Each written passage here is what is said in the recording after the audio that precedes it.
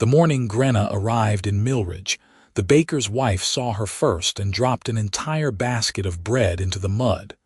Word spread through the village faster than wildfire. An orc. A real orc, walking right down the main road with a travel-worn pack on her broad shoulders and her green skin catching the early sunlight. Children were herded indoors. Shutters slammed closed. Men emerged from their homes with axes and pitchforks, forming a cautious line across the road while their knuckles went white around wooden handles. Grenna stopped walking. She had expected this. She always expected this. "I mean no harm," she called out, keeping her hands visible and away from the knife at her belt. "I'm just passing through. I'll be gone by nightfall." "Passing through to where?" demanded a burly man with a blacksmith's arms. "There's nothing past here but the thornwood." "Unless you're scouting for a raid." "I'm not a raider. I'm alone. I've been alone for 3 years." Grenna fought to keep her voice steady, to sound unthreatening despite her size and her tusks, and the fact that everything about her screamed danger to these people. "I just need to buy some supplies and I'll leave." "We don't sell to your kind," someone shouted from the back of the crowd. "My coin is good," Grenna said quietly. "Please, I haven't eaten in 2 days." The men didn't lower their weapons. A few women peered from windows, their faces pale and frightened. Grenna felt the familiar weight settle over her chest, the crushing knowledge that she would never belong anywhere, that she would spend her entire life being looked at like this. Like a monster. Like something that needed to be driven away or destroyed. She was about to turn around, to walk back the way she had come in hope she could snare a rabbit before she grew too weak from hunger, when a new voice cut through the tension. "That's enough." A man pushed through the crowd. He was younger than most of the others, perhaps 25 or so, with brown hair that fell into his eyes and the lean, weathered build of someone who worked hard for his living. He wore simple farmer's clothes and his hands were empty of weapons. He walked right up to Grenna, stopping close enough that she could have reached out and touched him, and he looked at her with steady gray eyes that held no fear whatsoever. "My name is Nathan Ashford," he said. "I have a farm about a mile east of here. You're welcome to come with me. I'll give you food and you can rest before you continue your journey." The crowd erupted in protests. The blacksmith grabbed Nathan's arm. "Are you mad? That's an orc." "I can see that," Nathan said calmly. He didn't take his eyes off Grenna. "She's also someone who needs help. Last I checked, that's what neighbors do for each other. Help. She's not a neighbor, she's a monster. She's standing right here listening to you insult her," Nathan said, and now there was an edge to his voice, which is more than most monsters would tolerate. He turned fully to face the crowd. "I'm taking her to my farm. Anyone who has a problem with that can take it up with me later. Alone." Something in the way he said it made the men hesitate. Grenna studied him more closely and noticed the way he carried himself, the old scar that ran along his jaw, the controlled stillness that spoke of someone who knew how to fight and didn't need to prove it. This was not just a farmer. This was a man who had seen violence and survived it. Nathan looked back at her. "Are you coming?" Grenna's throat felt tight. She couldn't remember the last time someone had spoken to her like she was a person, like she deserved basic courtesy. "Why are you doing this?" "Because it's the right thing to do." He said it so simply, as if it were the most obvious thing in the world. "Come on. I have stew left over from last night." They walked together out of the village, Nathan leading the way down a dirt path that wound through fields of young wheat. Grenna followed a few steps behind, acutely aware of all the eyes watching them, all the fear and hatred directed at her back. She had learned long ago not to let it show, to keep her face neutral and her shoulders straight, but it still hurt every single time. The farm appeared after a 20-minute walk. It was modest but well-maintained, with a small stone house, a barn, several outbuildings, and fields that showed signs of careful tending. Chickens scratched in a fenced yard. A cow lowed from somewhere inside the barn. It looked peaceful. It looked like a home. Not much, Nathan said, following her gaze. But it's mine. Inherited it from my uncle 3 years ago. It's beautiful, Grenna said quietly, and meant it. He glanced at her with something that might have been surprise, then gestured toward the house. Come inside. You must be exhausted. The interior of the house was clean and sparsely furnished. A stone hearth dominated one wall, with a pot hanging over banked coals. A rough wooden table stood in the center of the room, flanked by 2 chairs. Shelves held simple dishes and supplies. A ladder led up to what must be a sleeping loft. Nathan stirred up the fire and reheated the stew while Grenna stood awkwardly near the door, unsure what to do with herself. She was used to sleeping in barns or under the stars, to being kept at arm's length. Being invited into someone's home felt foreign and slightly frightening. You can sit, Nathan said, not looking up from the pot. I promise the chairs won't bite. A startled laugh escaped her before she could stop it. She sat carefully, trying not to take up too much space, and watched as he ladled generous portions of stew into 2 bowls. He set one in front of her along with a heel of bread, then sat down across from her with his own serving. Go ahead, he said. I know you're hungry. Grenna tried to eat slowly, to maintain some dignity, but she was so hungry that she couldn't help herself. The stew was simple fare, just vegetables and salt pork, but it tasted better than anything she'd had in weeks. Nathan ate his own food without comment, giving her the space to satisfy her hunger without feeling watched or judged.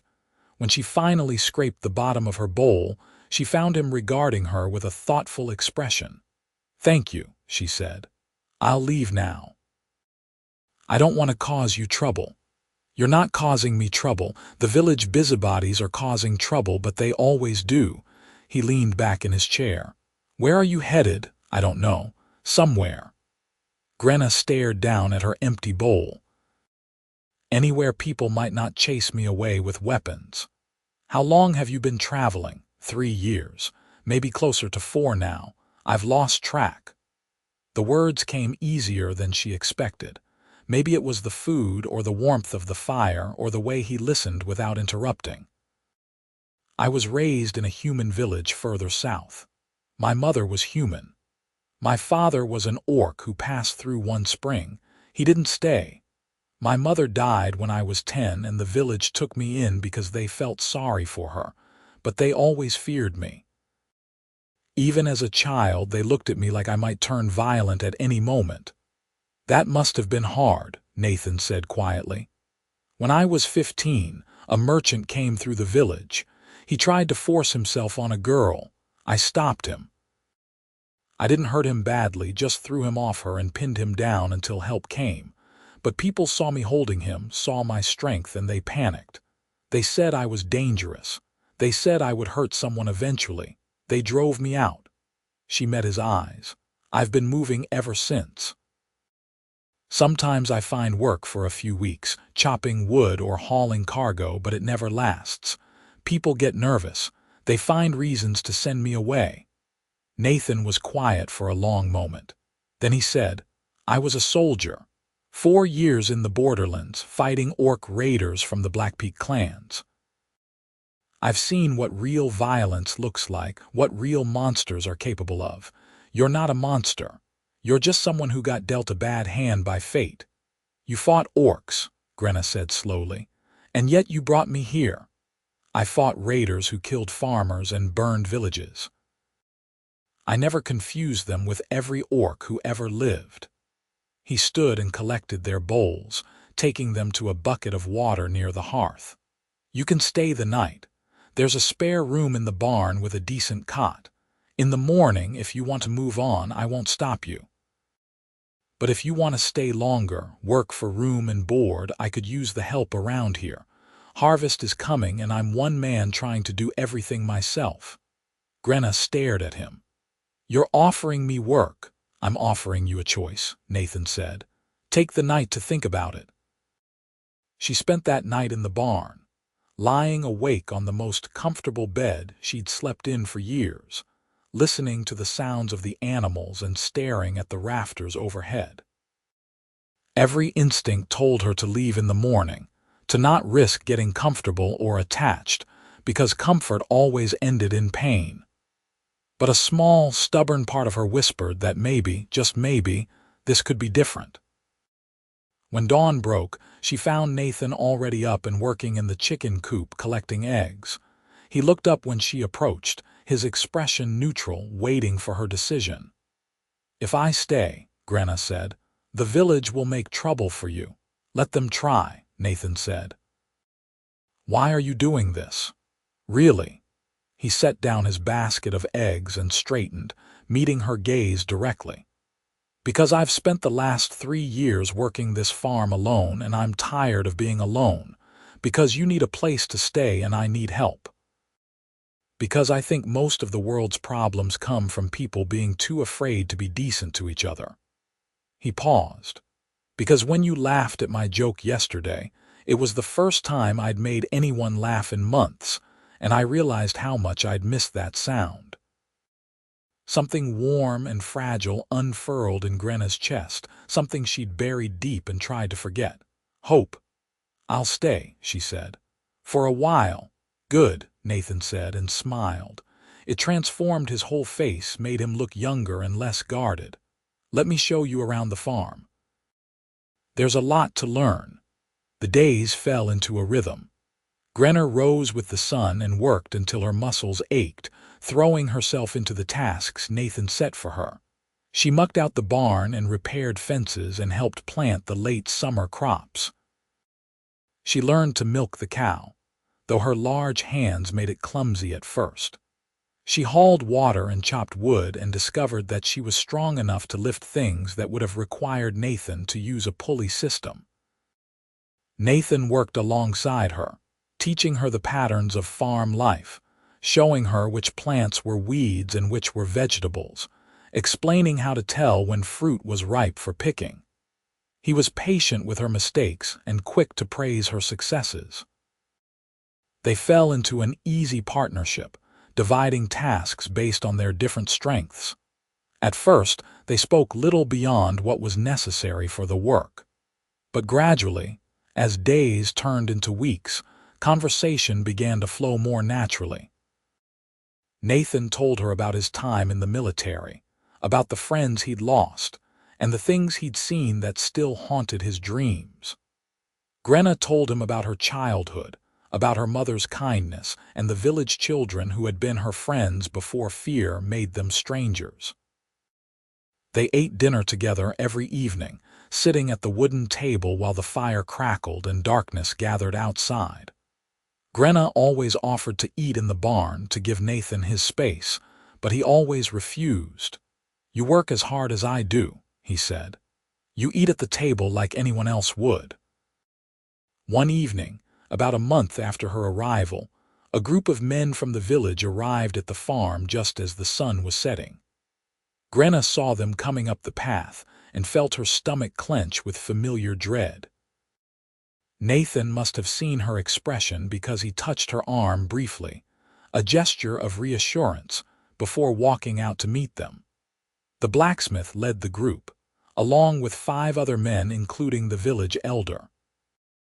They stopped a respectful distance from Nathan, but their body language was aggressive, confrontational. We need to talk, the blacksmith said. About your worker. Grenna is my business, Nathan said evenly. Not yours. She makes it our business by being here. People are worried. What if she brings her kind down on us? What if she's been signaling to orc raiding parties? With what? Smoke signals you've somehow missed. Magic you imagine she has. Nathan's voice was cold. Or are you just inventing excuses because you're too afraid to admit you're being unreasonable? Watch your mouth, boy, the elder said sharply. We have legitimate concerns. No, you have prejudice masquerading as concern. Nathan crossed his arms. Grenna has been here for a month. In that time, has there been a single incident? Has she threatened anyone, stolen anything, caused any trouble whatsoever? The men shifted uncomfortably. The blacksmith glowered. Not yet, maybe, but orcs are violent by nature. Everyone knows that. I've met plenty of violent humans too, Nathan said. Should we judge all humans by their worst examples? This isn't a philosophy debate, the elder snapped. This is about the safety of our community. We're asking you politely to send her away. And I'm refusing politely. Nathan's voice dropped, taking on that dangerous edge Grenna had heard once before. This is my land. Grenna is my employee and my guest. If you have a problem with that, you're welcome to try and do something about it. But I promise you won't like how that turns out. The threat hung in the air. The men looked at each other uncertainly. Whatever reputation Nathan had built during his time here, whatever they knew of his past, it was clearly enough to make them hesitate. The elder's face reddened. You're making a mistake, Ashford. Don't come crying to us when it backfires. I won't, Nathan said flatly. They left, muttering among themselves, casting dark looks over their shoulders. Nathan watched until they were out of sight, then turned to find Grenna standing in the doorway of the barn. She had grabbed a pitchfork at some point, her knuckles pale around the handle. You should have let me leave, she said, her voice rough. I'm not worth losing your standing in the community. My standing in the community isn't worth much if it requires me to throw out someone who's done nothing wrong. Nathan walked over to her. You're not leaving, not unless you want to. They'll make your life difficult. They can try. He smiled slightly. I'm more stubborn than I look. Despite her worry, Grenna felt that warmth bloom in her chest again. She didn't understand this man, couldn't fathom why he would risk so much for her, but she was beginning to trust that his kindness was genuine. It was a terrifying feeling, allowing herself to trust, but also exhilarating. The village did make things difficult. When Nathan went to the market, people were cold to him. Prices mysteriously went up. The miller took longer to grind his grain. The carpenter suddenly had no time to repair a wagon wheel. Nathan bore it all with grim patience, and when necessary, he simply went to the next town over to conduct his business. Grenna tried to make herself useful in every way possible, to prove she was worth the trouble. She worked longer hours. She fixed things around the farm that had been broken for years. She even managed to gentle a half-wild horse that had been terrorizing Nathan's small pasture, spending patient hours earning its trust until it would eat from her hand. You're good with animals, Nathan observed one afternoon, watching her brush the horse's coat while it stood placidly beneath her ministrations. They trust you. Animals don't care what I look like, Grenna said. They just care how I treat them. More things humans could learn from animals, Nathan said. Autumn arrived with a blaze of color, the trees around the farm turning gold and crimson. The harvest kept them busy from dawn until well past dark. Grenna discovered she had a knack for the work, her strength and stamina proving invaluable as they brought in wheat and vegetables, prepared the fields for winter, and stored away everything they would need for the cold months ahead. They worked side by side in the fields, their hands brushing as they bundled wheat, their shoulders bumping as they hauled baskets. Grenna became increasingly aware of Nathan in ways that had nothing to do with gratitude. She noticed the way his hair curled at his nape when he sweated. She noticed his laugh, rare but genuine, and the way his eyes crinkled at the corners. She noticed how careful he was with her, respectful of her space but not afraid of her presence. She tried to push these feelings down. She had no right to them. Nathan was her employer, her benefactor, the only person in years who had shown her basic human decency. To want more felt greedy and dangerous, but the feelings grew anyway, stubborn as weeds. One evening in late October, they finished the last of the harvest and celebrated with a better dinner than usual. Nathan had traded for a chicken in the next town, and they roasted it with root vegetables and herbs from the garden. They ate until they were pleasantly full, then sat by the fire with mugs of cider, too tired to move. "Thank you," Nathan said suddenly. "I couldn't have done this without you. This is the best harvest I've had since I started farming." "You would have managed," Grenna said, though she felt pleased by his words. "Managed, maybe, but it wouldn't have been the same." He stared into the fire. "It's been good, having someone to share the work with, having someone to talk to. I didn't realize how lonely I'd been until you got here."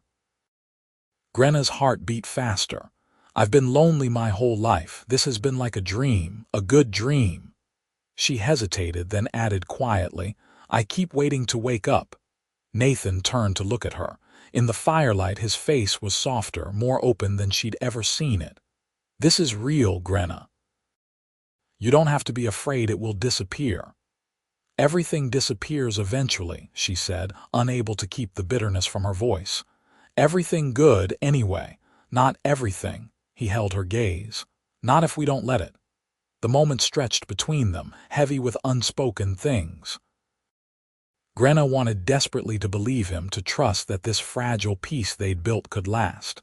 But she'd been hurt too many times, disappointed too often. She looked away first. "I should go to bed. Early start tomorrow. If Nathan was disappointed, he didn't show it." "Sleep well, Grenna." She lay awake in the barn that night, staring at the darkness and wondering what it would be like to tell Nathan the truth. That she thought about him constantly. That his smile made her stomach flip.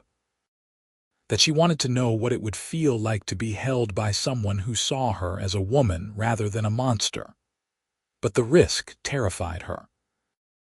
If she spoke and he rejected her, she would have to leave, and she didn't think she could bear losing this place, this peace, this one small corner of the world where she'd been allowed to feel almost human. Winter came on cold and fast. Snow began falling in early November, blanketing the farm in white. The pace of work slowed, focused now on maintaining the animals and keeping the house warm. Grenna and Nathan spent more time indoors, and the proximity made Grenna's unspoken feelings even harder to ignore. They passed the long evenings by the fire. Nathan was teaching her to read, using an old book of poetry his mother had left him. Grenna was a quick study, hungry for knowledge, and she loved the way words could create whole worlds in her mind. Nathan seemed to enjoy teaching her, his patience endless as she sounded out unfamiliar words. One night in mid-December, a blizzard struck.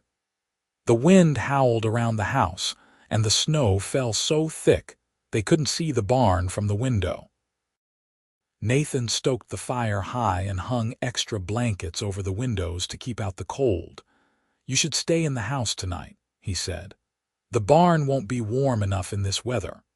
Grenna wanted to argue, but she was already shivering despite her heavy clothes. "I don't want to intrude." "You're not intruding. I'll sleep in my loft. You can take the space near the fire. It's just practical." He was already pulling out extra blankets, making her a pallet on the floor near the hearth. "Come on, Grenna, don't be stubborn." So she stayed. They ate a simple dinner of bread and cheese, then settled in for the night. Nathan climbed to his loft while Grenna wrapped herself in blankets by the fire. Despite the warmth, she couldn't sleep. She was too aware of Nathan's presence above her, too conscious of the intimacy of sharing this space. "Grenna," Nathan's voice came softly from the loft. "Are you awake?" "Yes," a pause. "Can I ask you something?" "Of course." "Do you ever think about the future, about what you want from life?" The question surprised her. She considered it carefully before answering. "I used to. When I was younger, I thought maybe I could have a normal life. A home, a family, work I cared about. But after I was driven out, I stopped letting myself think that way. It hurt too much to want things I couldn't have. And now I don't know, she admitted. Being here has made me hope again, and I'm not sure if that's brave or foolish. She heard the sounds of him shifting in the loft. It's brave. Hope is always brave. What about you? She asked. What do you want? Another long pause. Honestly, I want what I have right now. This farm, this life, someone to share it with. His voice dropped lower. I spent 4 years surrounded by death, watching good people die for inches of land. When I came back here, I just wanted peace. I thought peace meant being alone, not having to worry about losing anyone else, but I was wrong. Peace isn't the absence of connection. It's having something worth protecting. Grenna's breath caught. She didn't dare ask what he was protecting, didn't dare assume he might mean her. I'm glad you're here, Nathan continued. I know I've said it before, but I need you to understand how much I mean it. You've made this place feel like a home instead of just a house I'm living in. You've made me remember what it's like to care about someone. Nathan, Grenna whispered, her voice shaking. You don't have to say anything. I just wanted you to know, she heard him settle back down. Good night, Grenna. Good night, she managed. She lay awake for hours, her heart racing, his words echoing in her mind. He cared about her. He'd all but said he wanted her to stay, not just as a worker, but as something more. The realization was terrifying and wonderful in equal measure. The blizzard lasted 3 days. By necessity, they spent that entire time together in the small house, cooking and talking and reading together. The forced intimacy stripped away some of the careful distance they'd maintained. They laughed more. They sat closer together. Nathan's hand would rest on her shoulder when he looked over her work. Grenna found excuses to brush past him in the small space. On the 3rd night, as the storm finally began to break, they sat together near the fire after dinner. Nathan was whittling a piece of wood, making a new handle for a knife. Grenna was practicing her writing, carefully forming letters on a piece of slate. You're getting good at that, Nathan said, watching her work. I have a good teacher. She set down the slate and turned to face him. Her heart hammered against her ribs. Nathan, I need to tell you something. He set aside his whittling, giving her his full attention. I'm listening. The words stuck in her throat. Years of rejection, of being treated as less than human, made it almost impossible to speak. But she forced herself to continue. I don't know if I'm reading things wrong. If I am, tell me and I'll leave in the morning. I'll never mention it again. Grenna, what is it? I care about you, she said in a rush. More than I should, more than just gratitude or friendship. When I'm with you, I feel like a person instead of a monster. You make me feel things I thought I'd never get to feel. And I know I have no right to want more than what you've already given me, but I can't help it. I'm sorry if that makes you uncomfortable. I'm sorry if I'm ruining everything by saying this. Nathan stared at her, his expression unreadable. The silence stretched out and Grenna felt her heart sinking. She'd made a terrible mistake. She should have kept her mouth shut.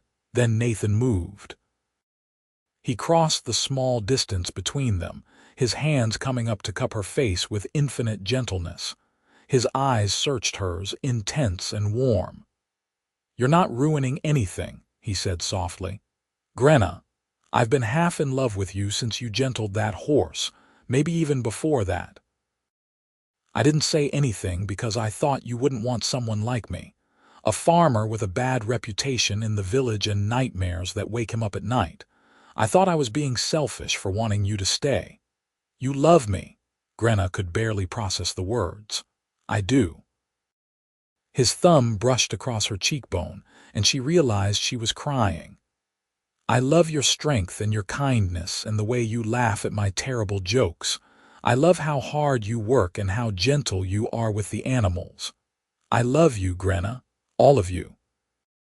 The tusks and the green skin and everything else that makes you who you are. A sob broke from her throat. Nathan pulled her into his arms, holding her while she cried against his shoulder, years of loneliness and hurt pouring out in shaking gasps. He held her through all of it, his hands rubbing soothing circles on her back, murmuring soft reassurances. When she finally calmed, she pulled back just enough to look at him. His face was so close to hers, his gray eyes soft with emotion. She had never been kissed, never been held like this. Never been wanted. "Can I kiss you?" Nathan asked quietly in answer. She closed the distance between them. His lips were warm and gentle against hers, careful and questioning.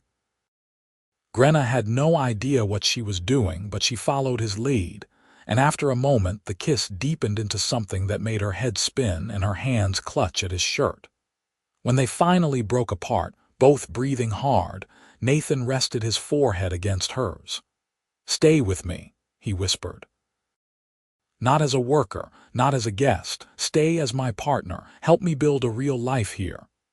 "Yes," Grenna said, the word coming easily. "Yes, I'll stay." They kissed again, and this time there was no hesitation, no uncertainty. Just the two of them, and the warmth of the fire and the knowledge that they had both finally found what they'd been searching for. The rest of the winter passed in a haze of happiness that Grenna had never imagined possible. She and Nathan were still careful around each other in some ways, taking their time with physical intimacy, but emotionally they held nothing back. They talked for hours, sharing their hopes and fears and dreams. They worked together on plans for the farm, discussing what crops to plant in spring and which repairs to tackle first. Grenna moved her few possessions into the house. Nathan built her a proper wardrobe and insisted she take half the storage space. She protested that she barely had anything, and he said that was something they would remedy come spring when they could travel to a larger town with better shops. The village continued to shun them, but Nathan and Grenna built their own small community. They traded with farmers from other regions who didn't know or care about the village's prejudices. A traveling merchant who stopped at the farm in February saw how happy they were together and spread word that Nathan Ashford had found himself a strong, capable partner. Some of the other isolated homesteaders began to warm to them, seeing that Grenna was nothing like the fearsome orcs of reputation. One night in March, as the snow began to melt and the first hints of spring appeared, Nathan took Grenna's hand across the dinner table. "I have something for you," he said.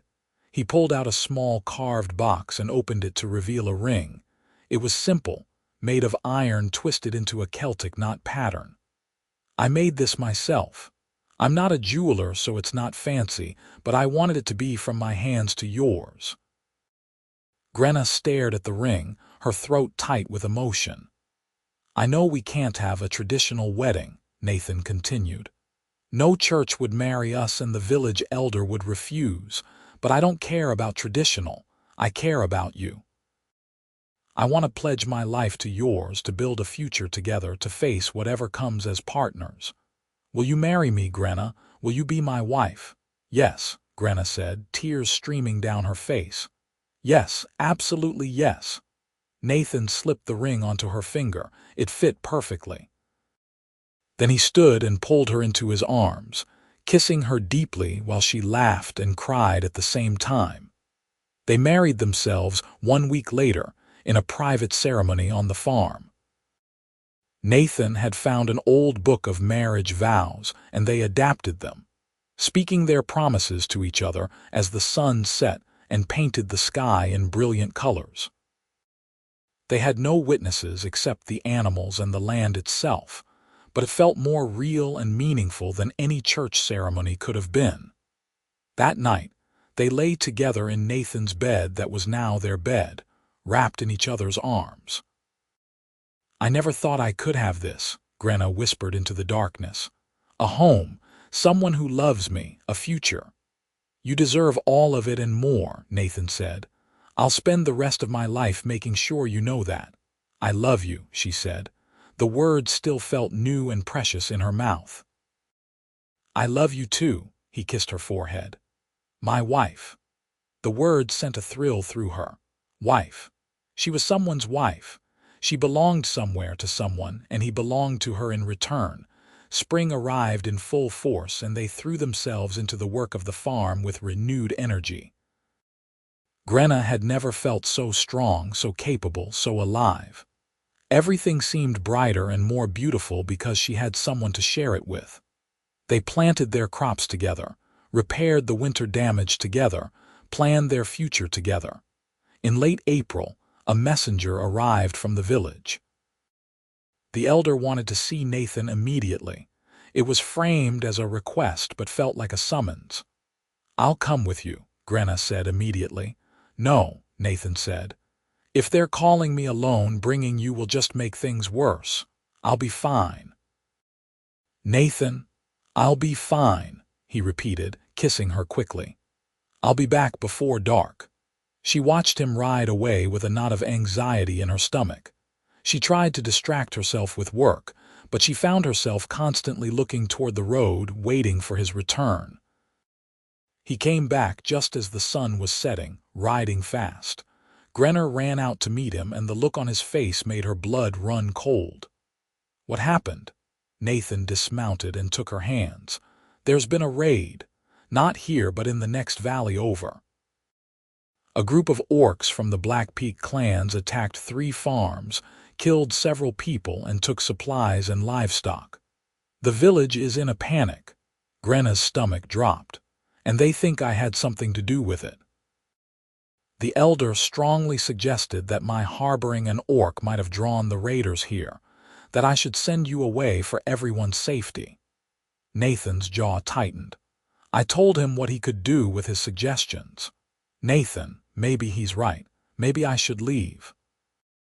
"If my being here puts you in danger, you had nothing to do with this raid," Nathan said firmly. "The Black Peak clans have been raiding these territories for decades. This isn't about you. They're just using it as an excuse because they've always wanted you gone. But what if they come here? What if they decide to take matters into their own hands? Then they'll regret it." Nathan's expression hardened. "This is our home, Grenna, our land. We're not abandoning it because of fear and prejudice. We'll take precautions, but we're not running." Over the next week, Nathan fortified the farm. He reinforced the doors and windows of the house. He moved their most valuable supplies into a hidden cellar he dug years ago. He made sure they had weapons within easy reach and a plan for if they were attacked. Grenna helped with all of it, her military-trained husband teaching her the basics of defense. They heard nothing from the village, which was somehow more ominous than open hostility. Then, on a warm May evening, a group of riders appeared on the road to the farm. Grenna saw them first and called out to Nathan. They both went outside, standing together on the porch as 8 men approached, all armed. The blacksmith led the group again, but this time the village elder wasn't with them. These were younger men, angry men, and they'd been drinking. "Time's up, Ashford," the blacksmith called out. "We gave you a chance to do the right thing. Now we're handling it ourselves." "You're not touching her," Nathan said, his voice deadly calm. He had his sword belted at his side, the one from his military days, and his hand rested near the hilt. "That orc bitch brought raiders down on us. People are dead because of her kind. She's not responsible for what other orcs do, any more than you're responsible for what other humans do." Nathan stepped forward, and Grenna could see the soldier in him now, the trained fighter who knew exactly how dangerous he could be. "Leave, now, while you still can." "It's 8 against 2, one of the other men said. "You're outnumbered." 8 against 1, the blacksmith corrected. "The orc doesn't count." 8 against 1.5 then, a new voice said. Everyone turned. An old man was walking up the road, a hunting bow in his hands. He was followed by a woman Grenna recognized as a homesteader from 2 miles south, carrying a stout walking stick. Then came a younger couple who ran a sheep farm to the north, both armed with knives. Within moments, 5 more people had appeared, all of them neighbors from the outlying farms. All of them positioned themselves between the village men and Nathan's property. "This doesn't concern you people," the blacksmith sputtered. "It does when you're talking about attacking our neighbors," the old man said. "Nathan and his wife have been nothing but kind to us. Helped me mend my roof last month. They've never caused trouble for anyone. She's an orc. She's a person who works hard and minds her own business," the woman homesteader said sharply. "Which is more than I can say for you lot, riding out here drunk and spoiling for a fight." The village men looked at each other uncertainly. They'd come expecting to intimidate or overpower Nathan and Grenna. They hadn't expected to face a group of armed defenders. "This isn't over," the blacksmith said, but he was already backing away, tugging on his horse's reins. "Yes, it is," Nathan said. "You come onto my land threatening my wife again, and I'll treat you like the raiders you're pretending to protect people from. Now get out of here before I lose my patience." The men rode away, casting dark looks over their shoulders. Nathan watched until they were out of sight, then turned to the group of neighbors who had come to their defense. "Thank you," he said, his voice rough with emotion. "You didn't have to do that." "Course we did," the old man said. "You two are good people. We're not going to stand by and watch a mob attack good people." He nodded to Grenna. "You're welcome at my place any time, girl. You and your husband both." The others echoed similar sentiments, each taking a moment to speak to Grenna directly, to welcome her, to treat her like a neighbor and friend rather than a monster. By the time they all departed, Grenna was crying openly, overwhelmed by the support of people she'd barely spoken to beyond brief trading encounters. Nathan wrapped his arms around her. "See, you're not alone anymore. We're not alone." "I can't believe they came," Grenna said through her tears. "I can't believe they stood up for us. They came because they see what I see, someone worth defending." That night, lying in bed with Nathan's arms around her, Grenna finally allowed herself to believe that this was real, that it could last. She had found her place in the world, imperfect and hard-won but utterly hers. Summer arrived with golden sunshine and long, productive days. The crops grew strong and healthy. The animals thrived. Nathan and Grenna settled deeper into their life together, finding joy in both the work and the quiet moments. They were invited to a barn raising at the old man's farm and went together, where Grenna's strength proved invaluable in lifting beams. Several of the other farmers thanked her personally for her help. Word spread through the outlying farms that the orc woman at Ashford's place was hardworking and kind. When a particularly difficult birth threatened to kill a neighbor's cow, they sent for Grenna, who had somehow developed a reputation for being good with animals. She managed to save both cow and calf, and the grateful family insisted on giving her a blanket the wife had woven herself. The village itself remained hostile, but it mattered less and less. Nathan and Grenna had built their own community, one based on mutual respect and shared labor rather than fear and prejudice. In late July, Grenna realized her monthly bleeding hadn't come. At first she dismissed it as stress or hard work, but when another month passed, she began to suspect the truth. She was terrified to hope, terrified to believe it could be real. She told Nathan one evening as they sat on the porch watching the sunset. His reaction was everything she could have hoped for. He let out a whoop of joy, picked her up and spun her around, then immediately set her down and fussed over whether he'd been too rough, whether she should be resting, whether she needed anything. "Nathan, I'm fine," Grenna laughed. "I'm only a few months along, I can still work. But you shouldn't overdo it, you should take it easy. Maybe I should do the heavy lifting from now on, Nathan." She took his face in her hands. I'm strong, I'm healthy, I'll be fine, the baby will be fine." "The baby," he repeated, his voice full of wonder. He placed his hand gently on her stomach. "Our baby." "Are you happy?" Grenna asked, suddenly uncertain. "I know we didn't plan this." "Happy, Grenna, I'm overjoyed, terrified but overjoyed." He kissed her softly. "We're going to be parents." They spent the evening making plans, discussing names, arguing playfully over whether they wanted a boy or a girl or whether it mattered at all as long as the baby was healthy. Nathan was already planning additions to the house, a proper nursery, a bigger bed.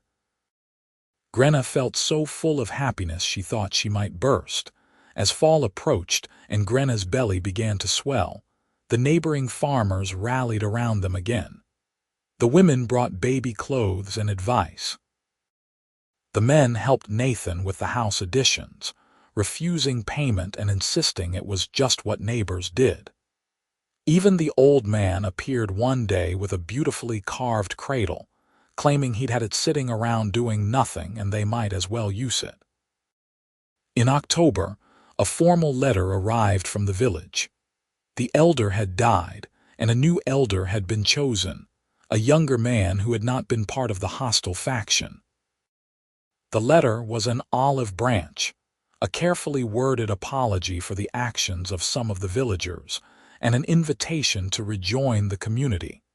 Nathan and Grenna discussed it at length. They didn't need the village anymore, not really. But Nathan pointed out that it would be good for their child to grow up with access to a full community, to have playmates and teachers, to not be isolated the way Grenna had been. "Only if you're comfortable," Nathan said. "Only if you feel safe." Grenna thought about it. She thought about the neighbors who had defended them, the slow changing of minds and hearts. She thought about her child and the world she wanted them to grow up in. "Let's try," she said, cautiously, "but let's try." They went to the village together the following week. Some people still stared at Grenna with fear or distrust, but others greeted them warmly. The new elder, a serious man named Marcus, shook both their hands and welcomed them publicly. The baker's wife, the same one who had dropped her bread at the sight of Grenna, approached nervously and apologized for her past behavior. "I was afraid," she admitted. "I'd heard stories all my life about orcs, and I let those stories define you before I even knew you. That was wrong. I'm sorry." "Thank you," Grenna said, surprised by how much the apology meant. "I appreciate that.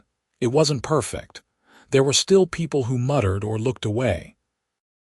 But it was progress, real and tangible, and Grenna dared to hope that her child might grow up in a world slightly more accepting than the one she had known. Winter came again, and this time, Grenna was heavily pregnant. Nathan hovered over her constantly, worrying about every small thing, until she finally had to sit him down and tell him to relax before he drove her crazy. But his concern came from love, and she couldn't really be angry with him for it. In late February, on a night when snow fell softly outside, Grenna went into labor. Nathan rode through the darkness to fetch the midwife from the village, one of the women who had slowly warmed to them over the past months. She came quickly, bringing her supplies and her calm, competent manner. The labor was long and difficult. Grenna had known it might be, given the complications of a half-human, half-orc child. Nathan stayed by her side the entire time, holding her hand, letting her squeeze until his fingers went white, whispering encouragement when the pain became almost unbearable. Finally, as dawn broke over the snow-covered farm, their daughter was born. She was perfect. Small but healthy, with her father's gray eyes and her mother's pointed ears. Her skin was a pale green, lighter than Grenna's but unmistakably orcish. She had tiny nubs on her jaw where tusks would eventually grow. She was beautiful and strange and absolutely theirs. "She's perfect," Nathan said, tears streaming down his face as he held his daughter for the first time. "Grenna," She's perfect. Grenna, exhausted but elated, smiled through her own tears. What should we name her? They had discussed names for months but had never quite decided. Now, looking at their daughter's face, Nathan said, "What about Rose? Because something beautiful can grow even in the hardest soil." "Rose," Grenna repeated. "Rose Ashford, yes, that's perfect." The midwife stayed for a few days, helping Grenna recover and teaching her about nursing and caring for a newborn. Before she left, she hugged Grenna carefully. "You're a good mother," she said. "Don't let anyone tell you different." The neighbors came to visit, bringing food and gifts for the baby.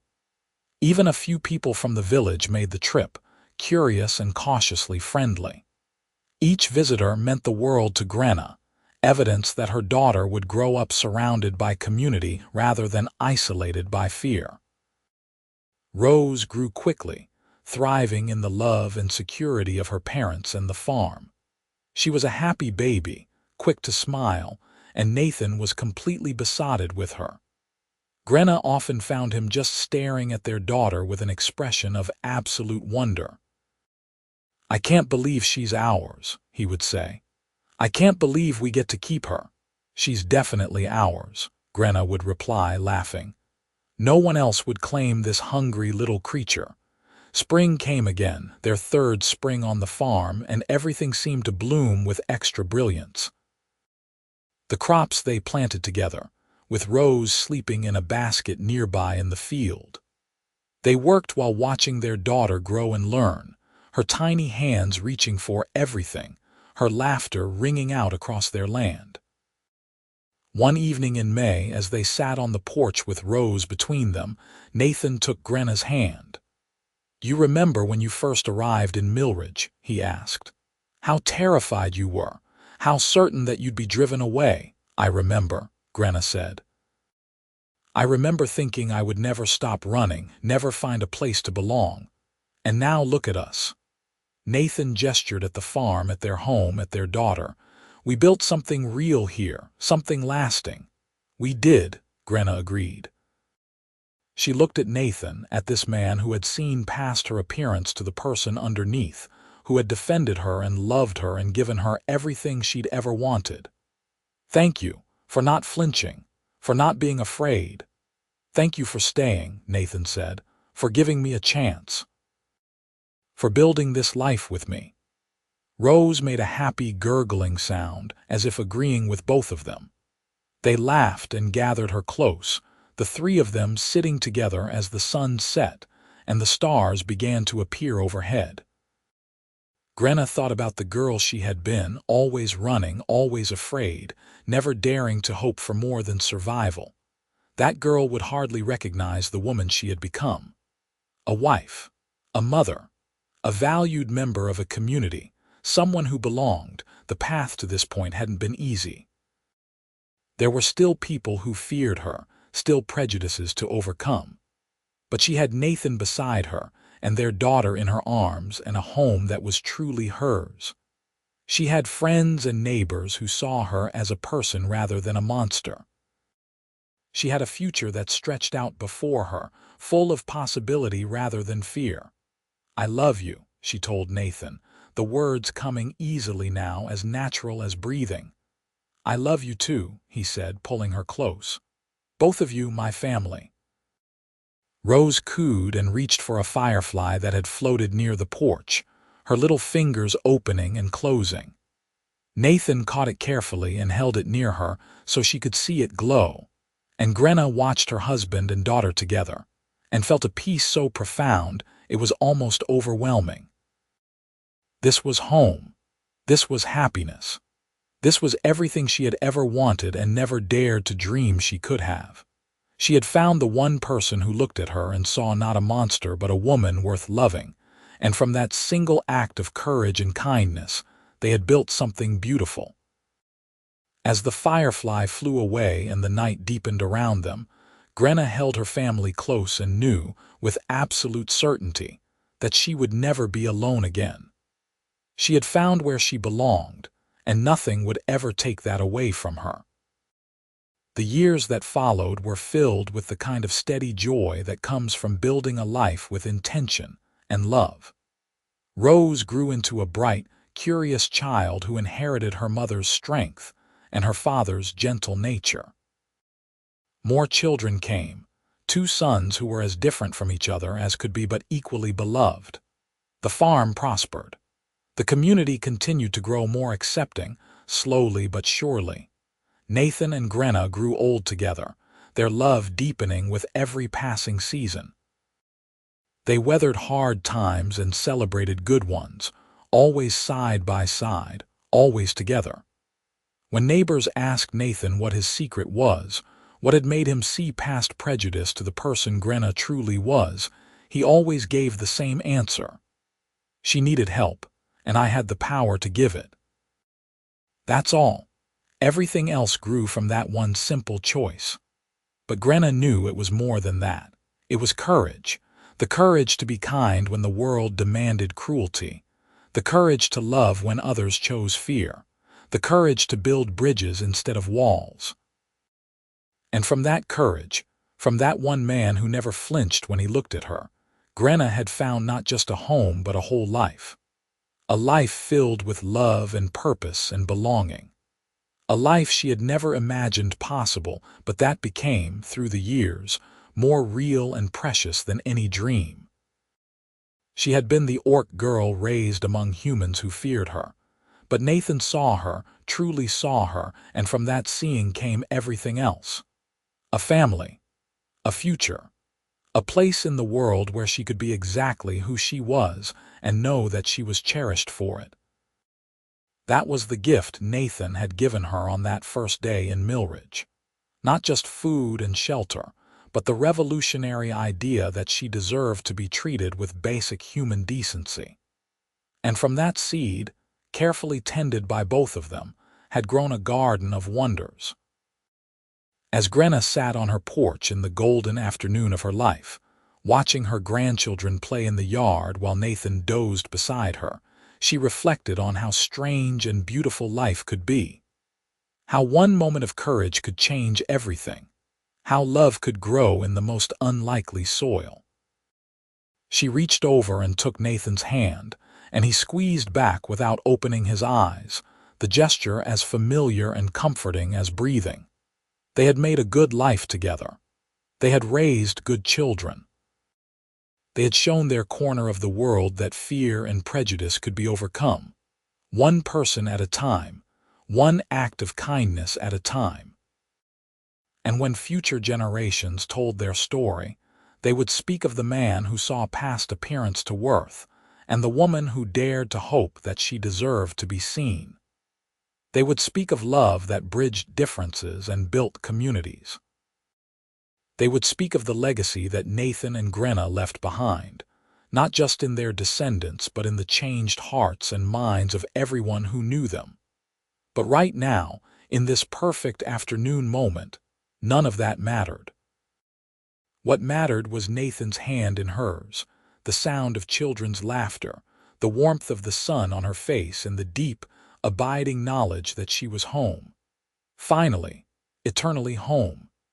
Grenna closed her eyes and smiled, content in a way she had once believed impossible. The frightened, desperate girl who had walked into Millridge all those years ago would hardly recognize the woman she had become. But Nathan had seen this woman all along, hidden inside the girl, waiting for someone to give her the chance to bloom. And bloom she had, into a life more beautiful than she had ever imagined possible. All because one man chose kindness over fear, love over prejudice, and in doing so, changed not just her life but the lives of everyone around them.